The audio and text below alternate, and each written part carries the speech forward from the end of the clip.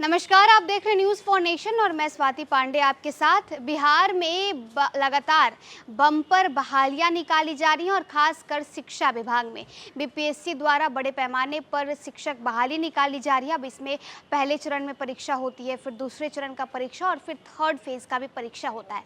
अब ऐसे में आपको बताया, आपको नीट परीक्षा याद अगर नहीं याद हो तो वो भी आपको बता दें कि नीट में जो धांधली की खबर आई थी, अब वैसा ही कुछ बवाल जो है वो शिक्षक भर्ती परीक्षा में भी होने वाला है। दरअसल शिक्षक भर्ती परीक्षा तीसरे चरण का आंसर की जो है वो जारी कर दिया गया है और आंसर की जारी होने के साथ ही इस पर बड़े सवाल भी खड़े होने लगे हैं कि क्या जो नीट परीक्षा में धांधली हुई थी, नीट परीक्षा पेपर लीक मामले में जो गड़बड़ी हुई थी, वो गड़बड़ी क्या अब शिक्षक भर्ती परीक्षा थर्ड फेज में भी होने वाली है। आपको याद होगा, हाल ही में मेडिकल कोर्सेज में एडमिशन को लेकर होने वाली नीट परीक्षा को लेकर काफ़ी बवाल मचा था।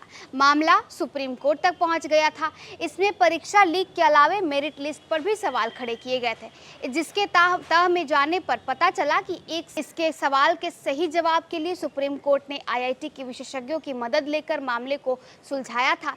बाद में इसी सवाल के चक्कर में नीट का नया रिजल्ट भी जारी करना पड़ा था। कमोबेश वही स्थिति बिहार शिक्षक भर्ती के लिए होने वाली बिहार लोक सेवा आयोग यानी बीपीएससी एग्जाम की परीक्षा को लेकर के भी बन रही है। दरअसल यहाँ भी बीपीएससी परीक्षा में पूछे गए सवालों की सही गलत जवाब को लेकर विवाद की स्थिति बन गई है। बताएं तो बिहार लोक सेवा आयोग ने हाल ही में शिक्षक भर्ती परीक्षा का आयोजन किया था, जिसकी आंसर की जारी की गई है। इसमें 4 सवाल ऐसे हैं जिनके जवाब को लेकर विवाद की स्थिति बन गई है। अभ्यर्थियों का कहना है कि इन चारों सवालों के जवाब को लेकर पहले ही आपत्ति दर्ज कराई गई थी, लेकिन आयोग ने एनसीईआरटी और एससीईआरटी के तथ्यों से किनारा करते हुए आंसर की जारी कर दिया है। अभ्यर्थियों का तर्क है कि उन्होंने इन सवालों के उत्तर पर तय समय सीमा के भीतर ही आपत्ति दर्ज करा दी थी, जिस पर आयोग की तरफ से कोई विचार नहीं किया गया। अगर ऐसा ही रहा तो इससे हजारों अभ्यर्थियों के परीक्षा परिणाम प्रभावित हो सकते हैं।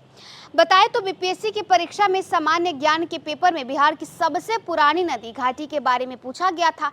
इसके जवाब में आयोग ने दामोदर नदी घाटी परियोजना बनाया था, जबकि अभ्यर्थियों का कहना है कि एनसीईआरटी और एससीईआरटी की किताबों में इसका सही जवाब सोन नदी घाटी परियोजना बताया गया है। इसी तरह एक सवाल पूछा गया था कि वायुमंडल अधिकतम गर्मी कहां से प्राप्त करता है। इसके जवाब में आयोग ने दीर्घ पार्थिव तरंगों को बताया था, जबकि बताएं तो उम्मीदवारों का कहना है कि सही उत्तर सरयू होना चाहिए। इसी तरह परीक्षा में एक सवाल पूछा गया कि अम्लीय वर्षा के लिए CO2 और SO2 में से कौन उत्तरदायी है। आयोग के आंसर में इसके सही जवाब में दोनों की उत्तरदायी बताई गई है, जबकि उम्मीदवारों का कहना है कि अम्लीय वर्षा के लिए CO2 कहीं से भी उत्तरदायी नहीं होता है।